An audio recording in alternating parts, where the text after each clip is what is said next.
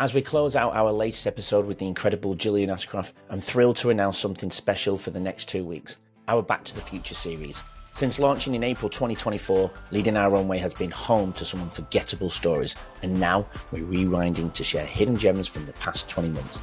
These episodes are packed with wisdom to carry you through the holidays and into the new year. Like I mentioned, they're hidden gems, stories of resilience and transformation.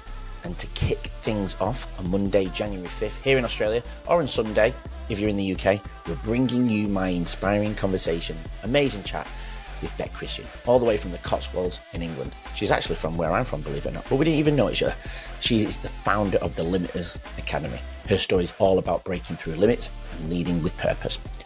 As a massive Back to the Future fan, it just felt right. A chance to reflect, recharge, and keep leading our own way into the future. Let's start strong and make sure we don't drop off just after a few weeks and stay strong together. Let's go. But he's my rock, he's my safeguard. I don't go anywhere without him. To the point where when he goes, I have actually missed a flight going back because I left my ducks at home. Really? Yeah. So like I whenever I go traveling, I'll take 15, 20 ducks with me. I'll be looking if I bring anything back. I get stopped on the street now when people say to me, "Have you got a duck in your pocket?" Really? They know who you are. So when people meet me, they'll see me like I'm all in blue. I've got odd shoes, and people say to me, and people go, "Well, what do you do, Gordon?" I said, "Well, I can tell you about why I'm dressed in blue. I can tell you why I've got odd shoes. I can tell you why there's a duck in my pocket. I can tell you about the co-founder and world leading research foundation. I can tell you about my skincare business, or I can tell you about being a business coach. No one gives a shit about being a business coach. No one gives a shit about it. All they want to know is, have you got really duck in a pocket?" And I go, "Yeah, there you go." I love it. Well, I'm gonna say it here on the show. Banfi, whatever studio I've got, Banfi will be on every episode going forward. Just so you know. Thank you. And he's probably, I think he's on a few by the time this is published, a month and a half ago, because he's been sat there since I met you. If anyone's wondering why there's a duck, now they're updated. Now you know. Yeah. So, and I think that's really important. Everyone's got a duck. The one. I know we're coming to the end of it, and people say, "Well, just look at this." I go, I think what we have to remember, people say to me, you heard the phrase, "If this was your last day on earth, what would you do?" Well, it's too political. Well, let's think about this as if this was your first day of your life, what would you do? Enjoy every opportunity in life, because we're going to be dead a long time, right? Enjoy it. You've only here once. If I look back and I think we're in 2025, in 24-25 has probably been one of the hardest years of my life. Hardest years. What year was? This year, the last 12 months has probably been the hardest year, right? The hardest year. Not because of me and me. I met Andy. That was bad. And he stuck around. That was even worse. Why has it been the hardest year? I had to make some pretty big decisions about friends and what friends I wanted and the people around me. And that's really quite, not emotional, but actually physically going onto your phone and pressing delete. Physically going into LinkedIn and social media and pressing delete. So getting those people out of sight, out of mind is tough mentally. Did they ever message to find out why? Not a single person has come to me and said, some people know why. So, So we're going to get slightly political. A few people have, in Melbourne we have a lot of Palestinian marches and everything else. And I said I was Jewish and everything else. I had a bacon sandwich this morning, so I'm not that Jewish, right? I'm not Jewish by birth. When people start putting things on social media about Palestine and Palestinians and free Palestine, and they don't understand the history, I'm not saying that one side or the other side is better or wrong. For the stupidity, because they don't understand, because they're getting on a cause that they don't understand, and they know that I'm in their network and I'm seeing it. Yeah. I just don't need that. Yep. I don't need that stupidity in it. So I deal with other people in there. The opportunity to sit down and go, shit, are we really going to do Eshu? So yes. So that's when I say hard, it's like the hardest, like, cracker, that's a big decision. How do I do that and keep my consulting business going at the same time? So I've got the revenue coming through till this comes. Not to be told that you can't have kids when you're one of a five-a-side football team. Really easy for me to switch off and do something else. What I had no expectation of is what goes through the female mind and the female body when your body is at that prime time to have kids, and you can't have kids. So there's that side of it. So she actually had something called primary pulmonary hypertension, which, for those that remember at that time, there's a little blue pill called Viagra, and Viagra was actually made for primary pulmonary hypertension. They just found out that when the monkeys take it, right? It opens up all your blood vessels, not just your heart and lung blood vessels.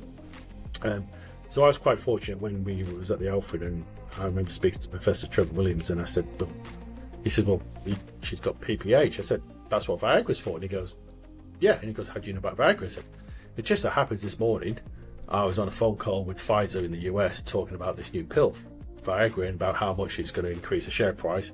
I said, I'll just speak to the chief scientist and get him to give us some drugs. And he goes, you're never going to get some drugs. So one thing you don't tell Gordon is you never. Yeah. So I ring up the chief scientist, and I am Gordon Jenkins. You've got to remember at that stage, UBS is one of the biggest banks in the world.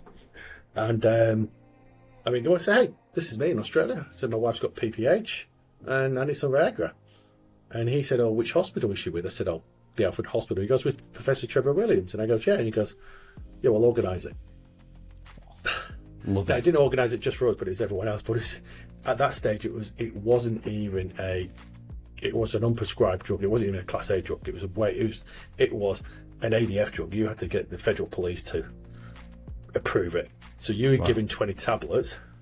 You had to, and one day I lost a tablet. Fucking hell, the amount I went through. So 2 cases. I lost a tablet once, and then the second time the dog ate the tablet. So when someone says take these medicines, it's going to keep you alive, you usually take the medicines. Right? You never read that little piece of paper inside it that says what's a drug. So Barney, the little Westie, I said, what should we do? So I've read it, and the instructions says warnings. If you still have an erection 6 to 8 hours after taking the tablet, go to A&E. I'm thinking, no bloke is going to be, if he's got an erection 6 to 8 hours after taking this tablet, he's not going to go to A&E. He's going to be running around coming to look at me. So no, so we rang up the vet and go, what do we do? Because the dog's just swallowed a tablet of Viagra. And he goes, I've got no idea. So the next day, Barney's walking around the office, walking around the house, going, Oh, God. so Dog. then she got taken off the Viagra, so we had to return all the Viagra in 1/4 short. And I'm going, by this stage, everyone knows what Viagra was about. And I'm saying to this really beautiful Italian pharmacist in front of me, I'm going, we're 1 tablet short. She goes, well, where is it? I said, well, the dog's eating it. And she's looking at me going, Yeah, right. really? God, I was like, a dog ate the tablet. No one believes what the dog actually ate the tablet, right? We didn't eat the tablet. So I think at that stage, the size of the tablet was a 25 milligram when he was taking 75 milligrams a day. So 3 times that type of stuff. So I'm about to launch a men's skincare business. It's a business I had in 2008 to 2012 that was very successful. We didn't take it to the next level for various reasons. And every Christmas I've sent a message, SMS to one of the investors and going, one day we're going to relaunch it, because it was just so good. And it was that thing of, when I die, I don't want if only to be on that gravestone, because I didn't take this opportunity. So that's where I'm going to do it. Beautiful. So why did it not go ahead originally then? We were too successful. So we grew too quickly. So we were all over the US, all over Macy's, Sephora, Nordstrom's. We grew too quickly, and we hit the GFC, and we had a big order to fill for Macy's, and we won awards all around the world. So we won Men's Skincare Magazine awards, GQ magazines, all types of awards. We won for best products, everything, and we just couldn't get the finance to fund an order. Wow. And then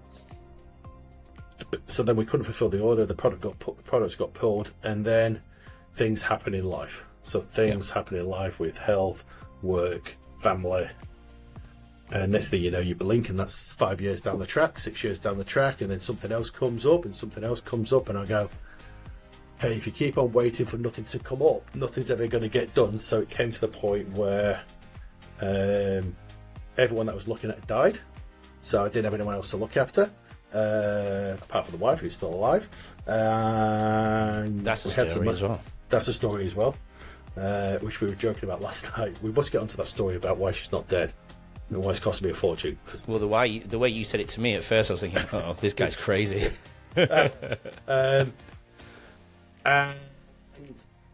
it's something that I just can't I just can't let this thing go. It is, I just need to know, and I just want to know, can we do it again? And everything so far about how we're using technology to change it in a different way of doing it is just, it's just changing in a way. It's everything I teach in, everything I coach in business, and how I want business to grow, and businesses don't see the value. I'm going, well, shit, if that's what I'm getting people to pay for my services, well, why don't I do it myself? Yeah. And I'm doing it and having a way all along. So if you want to, we can end the conversation and I can tell you anything you want to know about cardboard boxes, 2-ply cardboard boxes, 150 grams to 350 grams of cardboard boxes. I can tell you why the 3-ply, 2-ply, 4-ply. I can tell you the different code of printing that you can have on it. I can tell you the difference between single-sided, double-sided printing, and why single-sided costs more than double. I can tell you anything you want to know about cardboard boxes.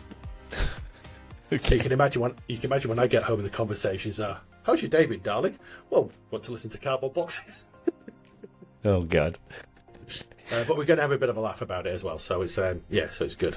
Yeah. What's can you tell us what are you allowed to say? I don't know if you are, but the skincare business name before it opens. I own it. I can do whatever. The good thing about owning the business, and you're the only one that owns the business, is you can do whatever you want to do. Well, tell us that. So left hand, can I tell the name of the business? Yes, right hand. Okay, we can tell the name of the business.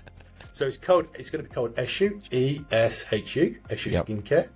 Eshu stands for words, which I don't want to give too much away because that's going to be in the pre-marketing. We're going to launch it through an influencer program, which is quite unique. The way we're going to build the product up is going to be quite unique, and as well, we've got some quite interesting, unique designs. And this is a business that I'm building to sell. Like I said, 55 years old. There's no point in building a 20-year legacy. Mm. And I know I only look 21. That's because of the product I used previously. I was about to say. Okay. Yeah. So that's what's going on. Which is people go, well, what's that got to do with what you're doing at the moment? I said, everything in anything. It's about life, about living up for life. So so the guy from Denton is going to be a skincare model. Who would have thought? I remember when we went to the hospital for Wendy when she was diagnosed with her illness. It's like I was in my office in Collins Street in Melbourne, just about to sign off on a multi-billion-dollar capital raising. Wendy, bless her heart, was working at Shell, and she loves writing policy documents. And I'm going, right, over to you. Right, and to get told by the doctors, hey, you've got less than a year to live if you don't listen to what we say. And we're going, yeah, that's okay, thanks a lot, can we go back to work now? And the doctor's going, no, you didn't get it. You need to listen to us. If you don't do what we say from now on, you're going to die. And we're going, yeah, that's okay, but can we go back to... And then I go, okay, you find out Wendy needs a lung transplant, and, God bless my mum, she pulls out the checkbook and goes, how much does one cost? That's when you realise that no matter how much money you have in the world, money doesn't buy your life. Because in order to get a lung transplant, the only thing that will allow you to get three things. One, you've got to be able to get on the lung transplant list. Two, you've got to be lucky enough to be a donor, to be a recipient. And three, you've got to think that the match is going to be good enough to keep you alive. And it is look to be on the organ transplant list, look to get a donor, and bloody great science that they keep you alive. That's got absolutely nothing to do with what house you live in, what your car is, what school you went to, how much money's in your bank account, what job you do, who you know, who you don't know. It's purely everything that we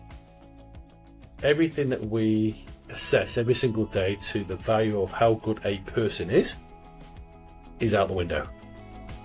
Yeah. Right. That is as raw as you can possibly get to. Shit, really, everything I've learned in my life means nothing. So how do I get a set of lungs? Well, you get on the transplant list and you just hope that someone on the other side fortunately passes away, and you get the lungs. Because remember, every time you get a set of lungs, it's because someone's not here tomorrow. Yeah. To get it. When you get that, you go, well, nothing in life really makes any difference, really, then, does it? So, that's done that. And then there's things, you go through, there's other things in life you go through in terms of, when you go through the medical world and you hear things that people say just can't be done this way, and I go, but why not? So I think in life people go, when people say that things can't be done, they go, well, why? As in, why can't it be done? Why? I said, but why not? Because everything can be done. We know that because of COVID, right? No one allowed working from home until after COVID, and all these leaders suddenly allow their staff to work from home and think they're absolutely fantastic leaders because they're allowing staff to work from home. Well, you've got no bloody choice, mate. Right? It's not your good leadership, it's a fact of a global virus that's allowed that to happen. So when we go around and we look at things and we look at life and we go, well, you know, what am I actually doing, and what is actually making the decisions for me to lead my own way, live my own way, make every day count? It's being me and being true to me, knowing my North Star, knowing my center, right? Knowing that I'm going to stuff up. Nice. Mm-hmm. But, you know. Thanks for joining me on this special Back to the Future journey. Remember, we're running this series all the way through until Friday, 2nd of January. So there are plenty of gems to listen to in the Back to the Future series. If you want to hear the full episode with today's guest, just hit the links in the show notes to check out the complete conversation. Soak up the inspiration, share it with someone who needs it, and let's keep leading our own way into the future together. Stay tuned for more stories and have an amazing holiday break.